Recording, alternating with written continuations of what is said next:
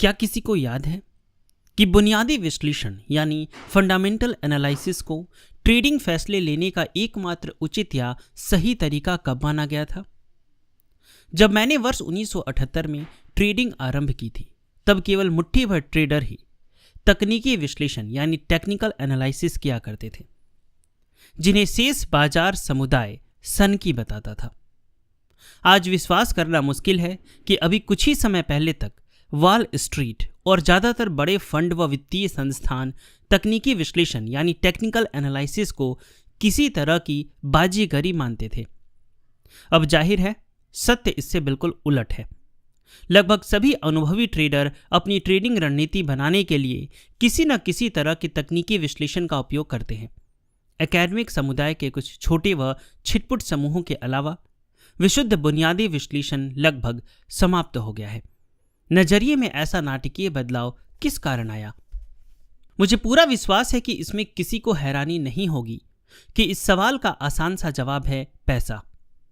बुनियादी नजरिए से सख्त ट्रेडिंग फैसले लेने में आने वाली अंतर्निहित कठिनाई इस पद्धति द्वारा सतत धन कमाने को कठिन बना देती थी। आप में से जो लोग बुनियादी विश्लेषण से परिचित नहीं हैं, उन्हें समझता हूं। बुनियादी विश्लेषण में उन सभी वेरिएबल्स यानी परिवर्तनशील कारकों पर विचार किया जाता है जो किसी खास स्टॉक, कमोडिटीज या फाइनेंशियल इंस्ट्रूमेंट की आपूर्ति और संभावित मांग के बीच के तुलनात्मक संतुलन या असंतुलन को प्रभावित करते हो। विश्लेषक यानी एनालिस्ट अक्सर मैथमेटिकल मॉडल द्वारा कई तरह के कारकों जैसे इंटरेस्ट रेट, बैलेंस शीट, मौसम के मिजाज और बहुत से अन्य के महत्व का मूल्यांकन करके भविष्य में किसी खास बिंदु पर उसके भाव का अनुमान लगाते हैं। इन मॉडल्स के साथ समस्या यह है कि इनमें अन्य ट्रेडर्स को शायद ही कभी वेरिएबल बनाया जाता है। लोगों की भविष्य संबंधी बनाई धारणाओं और आशाओं से भाव को गति मिलती है, किसी मॉडल से नहीं। मॉडल के सभी प्रासंगिक वेरिएबल्स के आधार पर तार्किक व उचित अनुमान लगाना तब व्यर्थ हो जाता है यदि ट्रेडिंग कर रहे अधिकांश ट्रेडर्स को उस मॉडल का पता न हो या उन्हें उस पर विश्वास न हो। बल्कि सच तो यह है कि बहुत से ट्रेडर्स, खासकर फ्यूचर्स एक्सचेंज में काम करने वाले, जिनके पास भाव को एक या दूसरी दिशा में प्रभावशाली ढंग से घुमाने की क्षमता होती है, उन्हें भाव को संभावित रूप से प्रभावित करने वाले बुनियादी मांग व आपूर्ति कारकों की अवधारणा की भनक तक नहीं होती। इसके अलावा हर समय उनकी ज़्यादातर ट्रेडिंग गतिविधियां उन भावनात्मक कारकों की प्रक्रिया से प्रेरित होती है जो बुनियादी मॉडल्स के पैमाने से पूर्णतः बाहर होते हैं। दूसरे शब्दों में, वह लोग जिनके ट्रेड हमेशा तार्किक तरीके से नहीं होते। अंततः बुनियादी विश्लेषकों की भविष्य में किसी बिंदु के लिए की भविष्यवाणी सही नहीं निकलती, लेकिन इसी बीच भाव में इतना ज़्यादा उतार चढ़ाव आ जाता है कि अपना उद्देश्य हासिल करने के लिए सौदे में बने रहना असंभव नहीं तो अत्यंत दुष्कर अवश्य हो जाता है। टेक्निकल एनालिसिस बाजार के एक्सचेंज के रूप में व्यवस्थित होने के समय से ही मौजूद है, लेकिन ट्रेडिंग समुदाय ने 1970 के दशक के अंत व 1980 के दशक की शुरुआत से पहले तक तकनीकी विश्लेषण को धन कमाने के व्यवहार्य उपकरण के रूप में कभी स्वीकार नहीं किया था। तकनीकी विश्लेषकों को जो पता था वह मुख्य धारा के बाजार समुदाय की पीढ़ियों को समझ आया। किसी भी दिन, हफ्ते या महीने में सीमित संख्या में ट्रेडर्स बाजार में उतरते हैं। इनमें से बहुत से ट्रेडर्स धन कमाने के प्रयास में कुछ चीजें बार बार करते रहते हैं। दूसरे शब्दों में, व्यक्ति व्यवहार पैटर्न्स विकसित करता है और इन लोगों के एक समूह का दूसरे के साथ लगातार संपर्क बने रहने से सामूहिक व्यवहार पैटर्न बनता है। यह व्यवहार पैटर्न निर्धारित व स्पष्ट होता है और वे सांख्यिकीय विश्वसनीयता के साथ अपनी को दोहराते रहते हैं। तकनीकी विश्लेषण इस सामूहिक व्यवहार को अभिज्ञेय यानी पहचान योग्य पैटर्न में व्यवस्थित करने वाली पद्धति है, जिससे स्पष्ट संकेत मिल सकते हैं कि एक के बाद दूसरी चीज होने पर क्या होना संभव है। एक तरह से तकनीकी विश्लेषण आपको सुविधा देता है कि आप बाजार के किसी पिछले पैटर्न प्रारूप के आधार पर बाजार के दिमाग में घुसकर यह अनुमान लगा सकें कि आगे क्या होने वाला है। बाजार में भाव की अगली चाल को दर्शाने वाली पद्धति के रूप में तकनीकी विश्लेषण विशुद्ध बुनियादी पद्धति से ज़्यादा बेहतर साबित हुआ है। इससे ट्रेडर देख पाता है कि बाजार में अब जो चल रहा है उसका अतीत से क्या रिश्ता है। बाजार इसके कि केवल गणितीय मॉडल द्वारा तार्किकता और औचित्य के आधार पर पड़ताल करे कि बाजार में क्या होने वाला है। वहीं दूसरी ओर बुनियादी विश्लेषण वह निर्मित करता है जिसे मैं जो होना है और जो है के बीच के वास्तविक अंतराल कहता हूं। वास्तविकता अंतराल यदि सत्य हो तो किसी भी दीर्घावधिक भविष्यवाणी का लाभ लेना को अत्यंत कठिन बना देता है। इसके विपरीत तकनीकी विश्लेषण न केवल इस वास्तविकता अंतराल के निकट होता है बल्कि इससे ट्रेडर को लाभ लेने के लिए लगभग असंख्य संभावनाएं भी मिल जाती है। तकनीकी पद्धति और भी कई संभावनाओं को खोल देती है क्योंकि वह इसकी पहचान करता है कि प्रत्येक टाइम फ्रेम में हर क्षण दैनिक, साप्ताहिक, वार्षिक और इसके बीच के समय में व्यवहार पैटर्न ने अपने को कैसे दोहराया है। दूसरे शब्दों में तकनीकी विश्लेषण बाजार को ऐसी अनंत संभावनाओं के प्रवाह में बदल देता है जिनसे लाभ लिया जा सकता है। यदि तकनीकी विश्लेषण इतनी ही अच्छी तरह काम करता है तो ट्रेडिंग समुदाय के ज़्यादा से ज़्यादा लोग बाजार के तकनीकी विश्लेषण से अपने मानसिक विश्लेषण अर्थात उनकी अपनी व्यक्तिगत ट्रेडिंग मानसिकता की तरफ विस्थापित क्यों हो रहे हैं। इस सवाल का जवाब पाने के लिए आपको शायद बस इतना करना है कि अपने आप से सवाल करें कि आपने यह पुस्तक क्यों खरीदी है। इसका सबसे संभावित कारण यही होगा कि आप जिसे धन कमाने की असीमित संभावना मानते थे और आप जिस निचले स्तर पर खड़े हैं उनके बीच के अंतराल को लेकर असंतुष्ट हैं। यदि आप इसे समस्या मानते हैं तो तकनीकी विश्लेषण के साथ बस यही एक समस्या है। एक बार जब आप पैटर्न पहचानना और बाजार को पढ़ना सीख जाते हैं तो आपको यहाँ धन कमाने की अनंत संभावनाएं दिखने लगती है। लेकिन शायद यह अंदाजा आपको भी होगा कि आपकी जानकारी और उसे सतत मुनाफा कमाने या इक्विटी कर्व को स्थिर रूप से बढ़ाने के ज्ञान में तब्दील करने की आपकी क्षमता में बड़ा अंतर है। जरा सोचिए, आपने कितनी ही बार प्राइस चार्ट को देखकर खुद से कहा होगा लगता है बाजार चढ़ने वाला है या गिरने वाला है, और आपने जैसा सोचा था वैसा ही हुआ। लेकिन आप बाजार की चाल को देखते रहने और अपने धन कमाने से चूकने को लेकर दुखी होने के अलावा और कुछ नहीं कर सके। बाजार में किसी चीज के होने की भविष्यवाणी करना और यह सोचना कि आप इससे कितना पैसा कमा सकते थे और वास्तव में सौदा खरीदने या बेचने के बीच बड़ा अंतर है। मैं इसे व ऐसे ही अन्य अंतर को मानसिक अंतराल कहता हूं जो आपके लिए ट्रेडिंग के विकल्प को अत्यंत दुरूह और इसमें माहिर बनने को निश्चित ही सबसे बड़ा रहस्य बना देते हैं। अब बड़ा सवाल यह है कि क्या ट्रेडिंग में महारत मिल सकती है? क्या यह संभव है कि ट्रेडिंग को भी उस सरलता व सहजता से किया जा सके जैसे आप बाजार में सचमुच खरीद व बेच का सौदा करने के उलट बस बाजार को देखते हुए सफलता के बारे में सोच रहे हैं? इसका जवाब न केवल स्पष्ट हाँ है बल्कि इस पुस्तक को बनाया ही इस तरह गया है कि यह आपको आपके व ट्रेडिंग की प्रकृति के बारे में बोध और समझ प्रदान कर सके। इससे यह होगा कि आपके लिए यह वस्तुतः इतना सरल, सहज और तनाव रहित हो जाएगा जैसे आप बस बाजार को देखते हुए ऐसा करने के बारे में सोच रहे हो। यह बड़ा काम लगता है। आप में कुछ लोगों को तो यह असंभव भी लग रहा होगा, लेकिन ऐसा है नहीं। ऐसे भी लोग हैं जो ट्रेडिंग की कला में माहिर बने और जिन्होंने उपलब्ध संभावनाओं व निचले स्तर के प्रदर्शन के बीच के अंतराल को पाट दिया है। लेकिन जैसी उम्मीद होगी कि ऐसे विजेताओं की संख्या तुलनात्मक रूप से उन ट्रेडर्स के काफ़ी कम है जो विभिन्न स्तर की हताशा हुई। वे असीम संतोष के साथ हैरान होते हैं कि ऐसी सतत सफलता क्यों हासिल नहीं कर सके जिसकी उन्हें अत्यंत अभिलाषा थी। बल्कि ट्रेडर्स के इन दो समूहों लगातार विजेता और शेष अन्य के बीच चांद व पृथ्वी जितनी अंतर है। चांद और पृथ्वी दोनों ही ग्रह हैं और एक ही सौर व्यवस्था का हिस्सा है, तो इनमें कुछ समानताएं भी हैं, लेकिन इनके स्वभाव और विशेषताओं में दिन व रात जितना अंतर है। इसी तर्ज पर ट्रेड करने वाला हर व्यक्ति अपने को ट्रेडर बताता है, लेकिन जब आप सतत सफल होने वाले मुट्ठी भर ट्रेडर्स के लक्षणों की इन अन्य ट्रेडर्स के लक्षणों से तुलना करेंगे तो पाएंगे कि इनके बीच दिन व रात जितना अंतर है। यदि ट्रेडर के चांद पर पहुंचने को सफलता पैमाना माना जाए तो हम कह सकते हैं कि चांद पर पहुंचना मुमकिन है। यह यात्रा बेहद मुश्किल है और केवल कुछ ही लोग इसे कर पाते हैं। पृथ्वी पर मौजूद हमारे नजरिए से चांद आमतौर पर केवल रात को दिखता है। यह इतना निकट लगता है मानो इसे हाथ बढ़ाकर छू सकते हो। ट्रेडिंग में सफल होना पर भी ऐसा ही लगता है।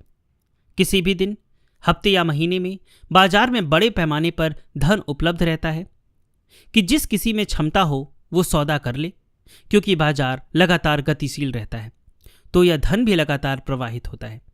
इससे सफलता की संभावना बढ़ जाती है तथा यह पहुंच के भीतर लगता है। मैंने यहाँ ट्रेडर्स के दो समूहों के बीच का अहम अंतर दिखाने के लिए लगता शब्द का इस्तेमाल किया है। वह लोग जिन्होंने सततता को बनाए रखना सीखा है या जिन्हें वो सुराग मिल गया है जिसे मैं सततता का द्वार कहता हूं, यह धन उन्हीं की पहुंच में होता है। केवल वही इसे इच्छा अनुसार हासिल कर सकते हैं। मुझे यकीन है कि कुछ लोगों को यह बात हैरान करने वाली या अविश्वसनीय लग रही होगी, लेकिन यह सच है। इसकी कुछ सीमाएं भी हैं, लेकिन अधिकांश मामलों में यह धन इन ट्रेडर्स की झोली में इतनी सरलता व सहजता से जाता है कि इसे देखकर ज़्यादातर लोग हैरान रह जाते हैं। हालांकि वह ट्रेडर जो अभी इस चुनिंदा समूह में शामिल नहीं हुए हैं, यह लगता शब्द उन्हीं के लिए है। उन्हें लगता भर है कि वे जैसी सततता और शीर्ष सफलता चाहते हैं वो उनके हाथ में है या उनकी मुट्ठी में है, बस बार बार फिसल जाती है या ओझल हो जाती है। इस समूह के लिए ट्रेडिंग में बस भावनात्मक कष्ट ही एकमात्र सतत वस्तु है। हाँ, निश्चित ही उन्हें कभी कभी खुशी के पल भी मिल जाते हैं, लेकिन यह कहने में अतिशयोक्ति नहीं कि अधिकांश मामलों में वे अपने आप को भयभीत, रुष्ट, बेचैन, हताश, निराश, ठगा हुआ और पछताता महसूस करते हैं। तो इन दोनों ट्रेडर समूहों में कौन सी चीज अलग है? क्या यह बुद्धिमत्ता है? क्या सतत विजेता से सबसे अधिक प्रभावी योजना बनाते हैं? क्या वे ज्यादा मेहनत करते हैं? क्या वे बेहतर विश्लेषक होते हैं? या क्या उनके पास अधिक बेहतर ट्रेडिंग व्यवस्था है? क्या उनके व्यक्तित्व में ऐसी नैसर्गिक विशेषता है कि वे ट्रेडिंग के अत्यधिक तनाव के बीच भी सहज ही सौदे कर लेते हैं? यह सभी संभावनाएं अत्यंत तर्कपूर्ण लगती है, सिवाय तब जब आप यह देखते हैं कि ट्रेडिंग इतिहास में विफल रहने वाले ज्यादातर लोग समाज के कुछ बेहद प्रतिभाशाली और सबसे सफल लोगों में से हैं। विफल रहने वालों के समूह में डॉक्टर, वकील, इंजीनियर, वैज्ञानिक, सीईओ, धनी सेवानिवृत्त कर्मचारी और उद्यमियों की संख्या अधिक है। इसके अलावा इस उद्योग के सबसे अच्छे बाजार विश्लेषक में अधिकांश सबसे बुरे ट्रेडर होते हैं। बुद्धिमानी और बाजार विश्लेषण का निश्चित ही सफलता में योगदान होता है, लेकिन वे सतत विजेताओं को बाकी सबसे अलग बनाने वाले निर्णायक कारक नहीं हैं। यदि यह बुद्धिमत्ता या बेहतर विश्लेषण नहीं तो और है क्या? इस कारोबार के कुछ सबसे अच्छे और सबसे खराब ट्रेडर्स के साथ काम करने और कुछ ही सबसे खराब और कुछ ही सर्वोत्तम बनने में मदद के बाद मैं निसंक होकर कह सकता हूं कि ऐसे कुछ खास कारण हैं जिनसे कुछ सबसे शानदार ट्रेडर का प्रदर्शन शेष सबसे बेहतर रहता है। मैं बस यही कहूंगा कि अच्छे ट्रेडर्स शेष सबसे अलग तरह से सोचते हैं। मैं जानता हूं कि ज्यादा गंभीर नहीं लगता, लेकिन यदि आप अलग सोच रखने पर विश्वास करें तो इसके प्रभाव बहुत गंभीर होते हैं। हम सबकी सोच कभी ना कभी शेष सबसे अलग होती है। हम शायद इस तथ्य पर हमेशा ध्यान नहीं देते। यह मान लेना स्वाभाविक है कि किसी घटना पर शेष सबका बोध और व्याख्या हमारे ही जैसी होगी, बल्कि यह मान्यता तब तक बनी रहती है जब तक हम स्वयं मूलतः किसी मामले में दूसरों से बुनियादी रूप से असहमत नहीं हो जाते। हमारी शारीरिक विशेषताओं के अलावा हमारी सोच हमें शेष सबसे विशिष्ट बनाती है, बल्कि शायद यह हमें हमारी शारीरिक विशेषताओं से भी ज़्यादा विशिष्ट बनाती है। चलिए वापस ट्रेडर्स पर लौटते हैं। अच्छे ट्रेडर्स का सोचने का तरीका अपनी सोच से संघर्ष कर रहे व्यक्तियों से किस तरह भिन्न होता है? यदि बाजार को अनंत संभावनाओं का मैदान मान ले तो इनका ऐसे व्यक्तियों के साथ निरंतर मुकाबला चलता रहता है जो सबसे सतत है, जो आपके लिए प्रतिकूल मनोवैज्ञानिक अवस्था है। बाजार में ट्रेड करने वाले हर व्यक्ति कभी ना कभी बाजार के बारे में कुछ सीख ही जाता है, जिससे उसे मौजूदा अवसरों के संकेत मिल जाते हैं। लेकिन खरीदने या बेचने के अवसर पहचानना सीखने का यह मतलब नहीं कि आपने ट्रेडर की तरह सोचना सीख लिया है। सतत विजेताओं को शेष सबसे अलग बनाने वाली विशेषता है कि विजेताओं के पास एक विशेष तरह का रवैया, ऐसी मानसिकता होती है जो उन्हें अनुशासित, केंद्रित और सबसे बढ़कर सभी प्रतिकूल स्थितियों में भी विश्वास से भरपूर रखती है। इसका परिणाम यह होता है कि वे उन आम भय व ट्रेडिंग त्रुटियों को लेकर संदेहशील नहीं होते जिनसे शेष सब पीड़ित रहते हैं। ट्रेड करने वाला हर व्यक्ति आखिरकार बाजार के बारे में कुछ न कुछ सीख ही लेता है। ट्रेड करने वालों में वह रवैये सीखने वाले बहुत कम हैं जो सतत विजेता बनने के लिए सबसे महत्वपूर्ण है। जिस तरह लोग गोल्फ क्लब या टेनिस का रैकेट घुमाने की सही तकनीक में माहिर होना सीखते हैं, उसमें उनकी सततता या इसकी कमी का कारण निश्चित ही उनका रवैया होता है।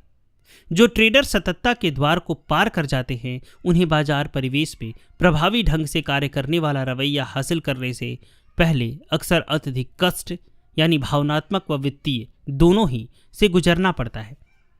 इनमें प्रायः वे विरल लोग अपवाद होते हैं जिनका जन्म ही सफल ट्रेडिंग परिवारों में हुआ है या जिन्होंने अपना ट्रेडिंग करियर किसी ऐसे व्यक्ति के मार्गदर्शन में आरंभ किया जो ट्रेडिंग के वास्तविक स्वभाव से परिचित थे और इतना ही जरूरी कि उन्हें यह पता था कि इसे कैसे सिखाना है। ट्रेडर्स में भावनात्मक कष्ट और वित्तीय नुकसान होना सामान्य क्यों है? इसका सरल जवाब यह है कि हम में से ज़्यादातर लोग इतने सौभाग्यशाली नहीं होते कि अपना ट्रेडिंग करियर उचित मार्गदर्शन में आरंभ कर सके। हालांकि इसके और गहरे कारण भी है। मैंने बीते 17 वर्ष ट्रेडिंग के पीछे के मनोवैज्ञानिक गतिविज्ञान की पड़ताल में बिताए हैं, जिससे सफलता के सिद्धांत सिखाने वाली प्रभावी तकनीक विकसित कर सकूं। मैंने पाया कि ट्रेडिंग की सोच विरोधाभासों और अंतर विरोधों से भरपूर है, जो सफल होना सीखने को बेहद मुश्किल बना देते हैं। बल्कि यदि मुझे ट्रेडिंग प्रकृति को एक शब्द में समझना हो तो मैं विरोधाभास शब्द को चुनूंगा। शब्दकोश के अनुसार विरोधाभास कुछ ऐसा है जिसमें अंतर विरोधी गुण हो या जो आम धारणा या लोगों की आम सोच के विपरीत हो। ट्रेडर्स के बीच वित्तीय व भावनात्मक विपत्ति इसलिए आम है क्योंकि ऐसे नजरिए, रवैये और सिद्धांत की बहुतायात है जो अन्य स्थितियों में बिल्कुल खरे उतरते हैं और हमारे दैनिक जीवन में भली भांति काम करते हैं, लेकिन ट्रेडिंग वातावरण में उनका बिल्कुल उलट प्रभाव होता है। वे काम नहीं करते।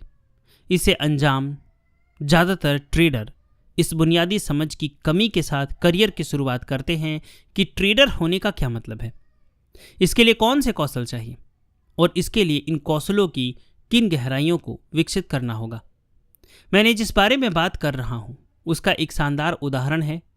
ट्रेडिंग बुनियादी रूप से जोखिमपूर्ण है। मेरी जानकारी में किसी भी ट्रेड में सफलता की गारंटी नहीं होती, इसलिए कुछ गलत होने या धन कमाने की संभावनाएं हमेशा रहती है। तो क्या ट्रेड करते समय अपने को जोखिम की स्थिति में समझना चाहिए? भले यह सवाल पेचीदा लगता हो, लेकिन है नहीं। इस सवाल का स्पष्ट रूप से तार्किक जवाब हाँ है। यदि मैं कोई ऐसा काम कर रहा हूं जिसमें जोखिम अंतर्निहित है तो निश्चित ही मैं जोखिम में हूं। यह किसी भी ट्रेडर के लिए पूर्णतः तार्किक सोच हो सकती है, बल्कि लगभग सभी ट्रेडर की सोच ऐसी नहीं होती। ज़्यादातर ट्रेडर्स जोखिम लेने में अपनी शान समझते हैं। समस्या यह है कि यह सोच सत्य भी है। निश्चित ही ट्रेड करते समय हर ट्रेडर जोखिम ले रहा होता है, लेकिन इसका यह मतलब नहीं कि नतीजे को आप जोखिम ही मिलेगा। दूसरे शब्दों में, हर ट्रेड जोखिमपूर्ण है क्योंकि इसके परिणाम संभावनाशील हैं। इसकी कोई गारंटी नहीं है। लेकिन क्या ज़्यादातर ट्रेडर्स यकीन करते हैं कि ट्रेड करते हुए वास्तव में वे जोखिम ले रहे होते हैं? क्या वे सचमुच मानते हैं कि ट्रेड में कोई गारंटी नहीं और इसमें हर तरह के परिणाम संभावित हैं? इसके अलावा क्या उन्हें यह संभावित परिस्थितियों की पूरी तरह स्वीकार्य होती है? इसका जवाब भी स्पष्ट है, नहीं। सफल ट्रेडर्स जोखिम के बारे में जो सोचते हैं, ज़्यादातर ट्रेडर्स को उसकी भनक तक नहीं होती। अच्छे ट्रेडर्स न केवल जोखिम लेते हैं बल्कि उन्होंने उस जोखिम को स्वीकार करना व अपनाना भी सीखा होता है। ट्रेड करने भर से अपने को जोखिम लेने वाला मान लेना और हर सौदे के अंतर्निहित जोखिमों को पूरी तरह स्वीकार करना, दोनों के बीच बड़ा मानसिक अंतर है। जब आप जोखिमों को पूरी तरह स्वीकार करते हैं तो इसका आपके प्रदर्शन के न्यूनतम स्तर पर गहरा प्रभाव पड़ता है। अच्छे ट्रेडर्स किसी भी ट्रेड को बिना पल भर झिझके या संशय में पड़े करते हैं। वे इतने ही मुक्त भाव से बिना किसी झिझक या संशय के स्वीकार करते हैं कि वो विफल भी हो सकते हैं। वे ट्रेड से बाहर निकल जाते हैं, भले ही नुकसान हो, और ऐसा करते हुए वे जरा भी भावनात्मक असहजता नहीं दर्शाते। दूसरे शब्दों में, ट्रेडिंग का अंतर्निहित जोखिम अच्छे ट्रेडर्स को उनके अनुशासन, ध्यान केंद्र या विश्वास की भावना से डिगा नहीं पाता। यदि आप बिना किसी भावनात्मक असहजता, विशेष रूप से भय के बिना ट्रेड नहीं कर सकते, तो आपने ट्रेडिंग के अंतर्निहित जोखिमों को स्वीकार करना नहीं सीखा है। यह एक बड़ी समस्या है, क्योंकि आप जोखिम को जिस सीमा तक स्वीकार करते हैं, आप जोखिम से उसी सीमा तक बच सकते हैं। जिससे बच नहीं सकते, उससे बचने की कोशिश करने का आपकी सफल ट्रेड करने की क्षमता पर बुरा प्रभाव हो सकता है। किसी भी काम में जोखिम को सचमुच स्वीकार करना सीखना कठिन होता है, लेकिन यदि ट्रेडर्स का जो दांव पर लगा है उस पर विचार करें तो यह उनके लिए और भी ज़्यादा कठिन होता है। हमारा सबसे बड़ा भय मृत्यु या सार्वजनिक भाषण के अलावा क्या है? निश्चित ही धन गंवाना और गलत साबित होना। यह दोनों ही इस सूची में अव्वल नंबर पर होंगे। अपनी गलती स्वीकार करना और किसी काम में धन गंवाना बड़े कष्ट का कारण बन सकते हैं और निश्चित ही इनसे बचना चाहिए। हालांकि बतौर ट्रेडर हमें ट्रेड करते वक्त इन दोनों संभावनाओं का लगभग हर क्षण सामना करना पड़ता है। अब आप अपने आप से कह रहे होंगे कि इससे चोट पहुंचाने के तथ्य के अलावा यह स्वाभाविक है कि कोई भी कुछ गलत होना या कुछ गंवाना नहीं चाहता, इसलिए मेरे लिए यही उचित है कि बचने के लिए जो संभव हो करो। मैं आपसे सहमत हूं, लेकिन यह स्वाभाविक मनोवृत्ति भी है जो ट्रेडिंग, जो आसान दिखाई देता है, को अत्यंत कठिन बना देती है। ट्रेडिंग में बुनियादी रूप से विरोधाभास है। हम लगातार अनिश्चितता के बीच अनुशासित, केंद्रित और विश्वासपूर्ण कैसे रह सकते हैं? जब आप ट्रेडर की तरह सोचना सीख लेते हैं, तब आप ऐसा कर सकते हैं। अपने ट्रेडिंग गतिविधियों को इस तरह पुनः परिभाषित करना सीखना जिससे आप जोखिम को पूरी तरह स्वीकार करने लगें। यह सफल ट्रेडर के जैसे सोच की कुंजी है। जोखिम को स्वीकार करना सीखना एक ट्रेडिंग कौशल है, एक सबसे अहम कौशल जिसे आपको सीखना है।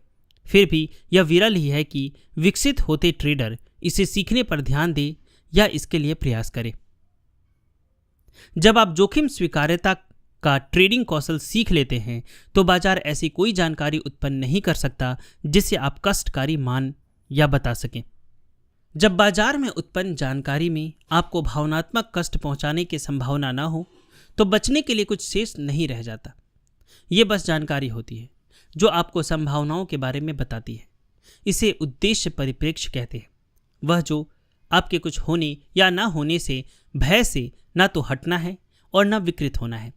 मुझे पूरा विश्वास है कि इस पुस्तक को वही ट्रेडर पढ़ेगा जो जल्दी या काफ़ी देर से बाजार में समुचित संकेत दिखने लगे या बाजार के संकेत उत्पन्न करने के लंबे समय बाद तक ट्रेड नहीं करेगा।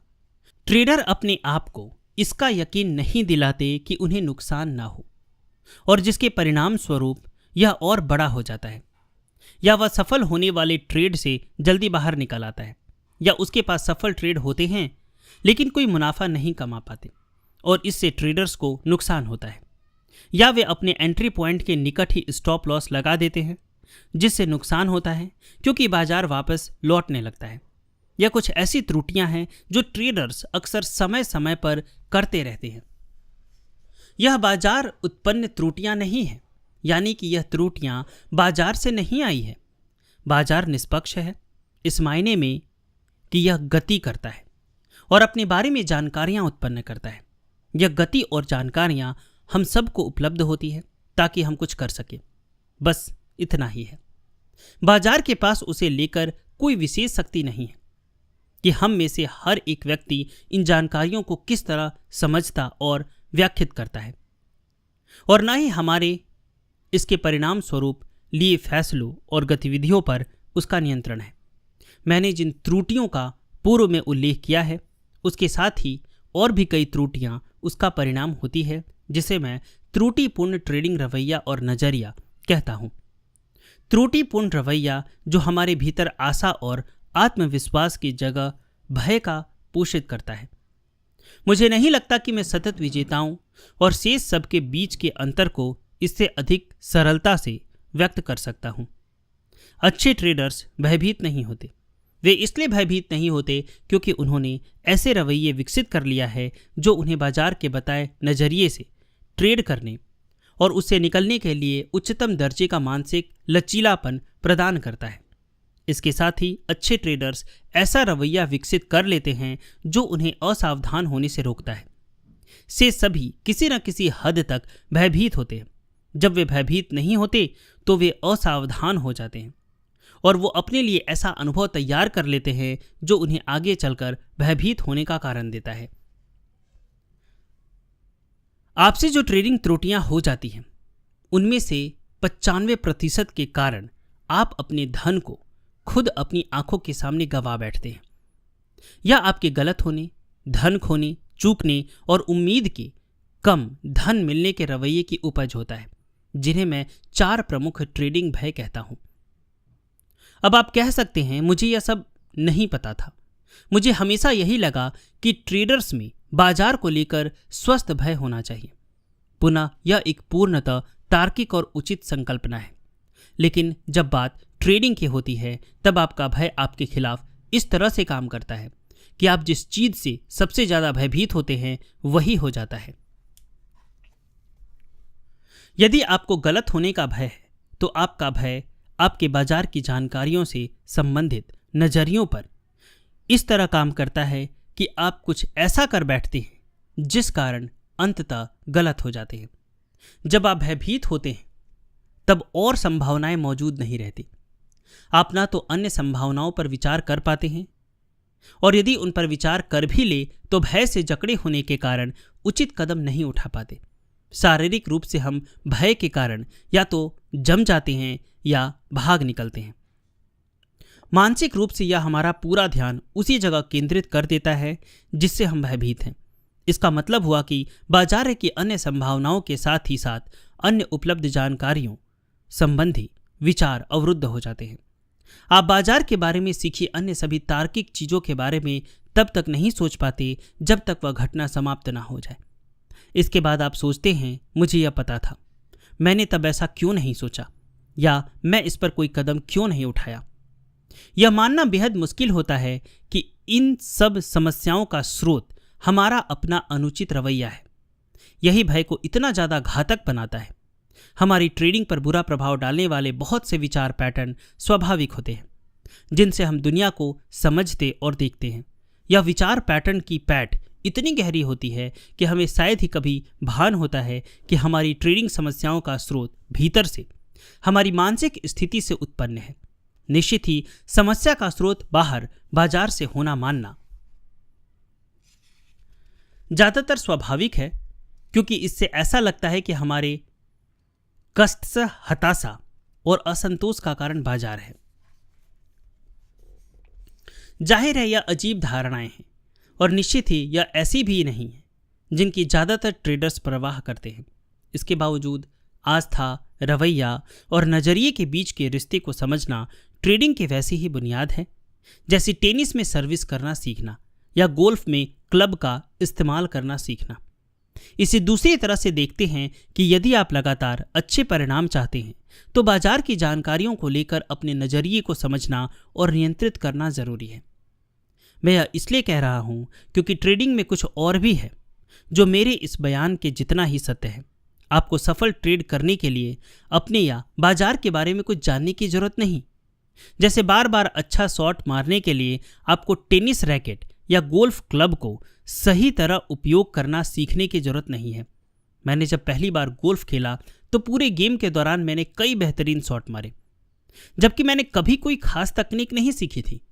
लेकिन फिर भी 18 होल्स में मेरा स्कोर 120 से अधिक था। जाहिर है अपने कुल स्कोर में सुधार करने के लिए मेरे लिए तकनीक को सीखना ज़रूरी था।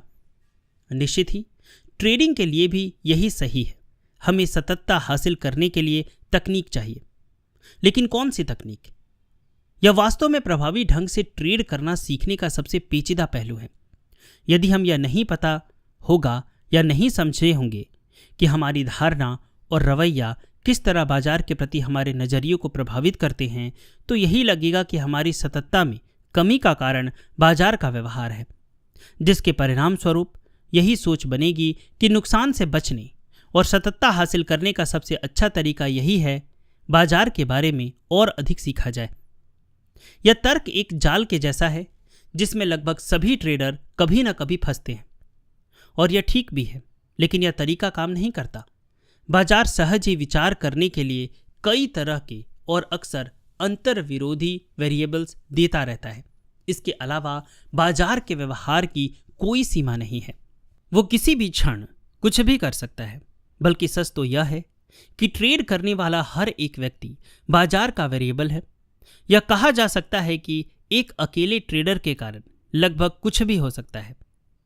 इसका मतलब है कि आप बाजार के व्यवहार के बारे में चाहे जितना सीख ले, आप भले ही कितने भी शानदार विश्लेषक बन जाए, आप इतना कभी नहीं सीख सकते कि बाजार के हर उस संभावित तरीकों का अनुमान लगा सके जिससे आप गलत हो जाए या धन गंवा सकते हैं। तो यदि आप गलत होने या धन गंवाने से भयभीत हैं, तो इसका मतलब है कि आप अभी इतना नहीं सीखे हैं कि इन नकारात्मक भय द्वारा आपकी वस्तुनिष्ठ होने की क्षमता या बेझिझक कदम उठाने की क्षमता से पार पा सके। दूसरे शब्दों में, किसी सतत अनिश्चितता का सामना करने पर आपका विश्वास डगमगा जाएगा। यह ट्रेडिंग की ठोस और कठोर वास्तविकता है कि हर ट्रेड के अनिश्चित परिणाम होते हैं। जब तक आप सभी अनिश्चित परिणामों की संभावनाओं को पूरी तरह स्वीकार करना नहीं सीख लेते, तब तक जिन संभावनाओं को कष्टकारी मानते हैं, जाने अनजाने उनसे बचने का प्रयास करते हैं। इस प्रक्रिया में आप अपने को अनेक आत्म आरोपित व हानिकारक त्रुटियों का शिकार बना देते हैं।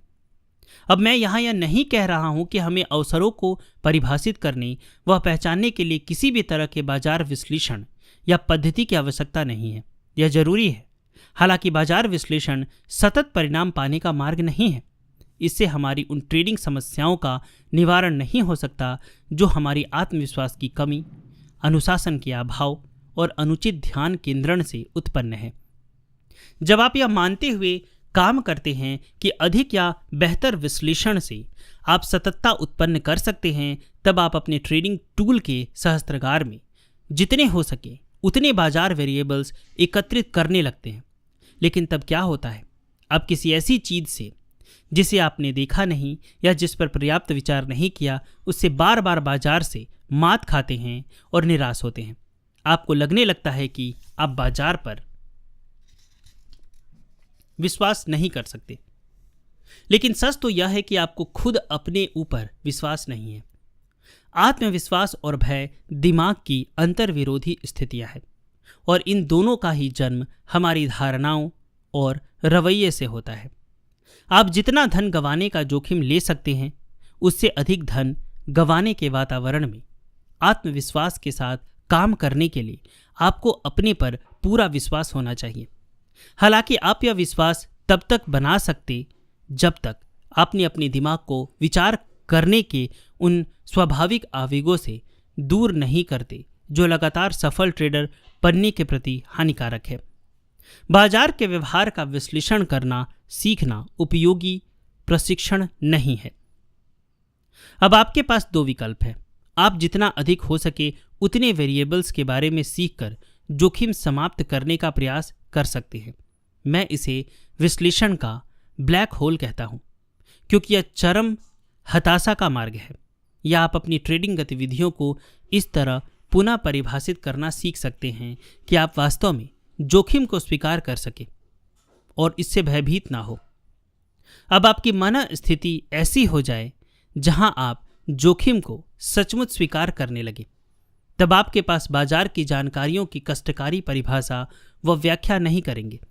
बाजार की जानकारियों की कष्टकारी परिभाषा न करके आप तार्किक, झिझक, जल्दबाजी में कदम उठाना, बाजार से धन पाने की उम्मीद लगाना और अपनी अक्षमता से संभावित नुकसान से बाजार द्वारा बचाव करने की आशा को भी समाप्त कर देते हैं। जब तक आप तार्किक, न्यायोचित, झिझक, आशा या जल्दबाजी में कदम उठाने जैसी त्रुटियों से प्रभावित रहेंगे, तब तक आपको अपने पर भरोसा नहीं होगा। जब आपको अपने हमेशा वस्तुनिष्ठ रहने और अपने हित में कदम उठाने पर भरोसा नहीं होगा, तो सतत परिणाम हासिल करना लगभग असंभव है। जो चीज़ करना सबसे आसान लगता है, उस काम को करना वस्तुतः सबसे खिंचाने वाला होता है। इसमें विडंबना यह है कि जब आपके पास उचित रवैया आता है, जब आपकी ट्रेडिंग मानसिकता बन जाती है और आप में सतत अनिश्चितताओं का सामना करने लायक भरोसा आता है, तब ट्रेडिंग करना उतना सहज व सरल बन जाता है जितना इसे शुरू करते वक्त आपने सोचा था। तो इसका समाधान क्या है? आपके अपना ट्रेडिंग संबंधी रवैया और धारणा को इस तरह संतुलित करना सीखना होगा कि आप बिना किसी भय के ट्रेड कर सके, लेकिन इसके साथ ही ऐसे फ्रेमवर्क में भी बने रहें जहां असावधानी की गुंजाइश न हो। इस पुस्तक को आपको ठीक यही सिखाने के लिए बनाया गया है।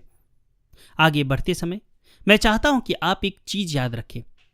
आप जैसा सफल ट्रेडर बनना चाहते हैं, वो आपकी भावी छवि है जिसे आपको विकसित करना है। विकसित होने के लिए विस्तारित होना, सीखना और अपनी अभिव्यक्ति के नए तरीके निकालने होते हैं। यह तब भी सत्य है यदि आप पहले से सफल ट्रेडर हैं और इस पुस्तक को और ज़्यादा सफल होने के लिए पढ़ रहे हैं। आप अपने को अभिव्यक्त करने के जो भी नए तरीके सीखते हैं, उनका आपके ट्रेडिंग स्वभाव के वर्तमान विचारों और धारणाओं से सीधा टकराव होता है। इनमें से कुछ धारणाओं से आप पहले से परिचित हो भी सकते हैं और नहीं भी। कुछ भी हो, आप ट्रेडिंग के स्वभाव को लेकर फिलहाल जिसे भी सत्य मानते हो और इनके खिलाफ तर्क देना और चीज़ें जैसी चल रही है उन्हें वैसा ही रखना चाहेगा, फिर भले ही आपको हताशापूर्ण व असंतोषजनक परिणाम मिलते रहे। यह आंतरिक तर्क स्वाभाविक होते हैं।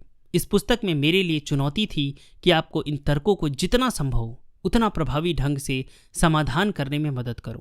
निश्चित ही अन्य संभावनाओं की मौजूदगी, जिन संभावनाओं के बारे में आपको पता नहीं था या जिन पर आपने अधिक ध्यान नहीं दिया था, पर विचार करने की आपकी इच्छा से यह सीखने की प्रक्रिया को तेज व आसान बनेगी। अगर आप ट्रेडिंग से संबंधित ऑडियो बुक सुनना चाहते हैं तो डिस्क्रिप्शन में हमारा टेलीग्राम लिंक दिया गया है। आप उस ग्रुप से जुड़ सकते हैं और ये बिल्कुल मुफ्त है। वहाँ पर आपको MP3 फॉर्मेट में पार्ट वाइज ऑडियो बुक मिल जाएंगे।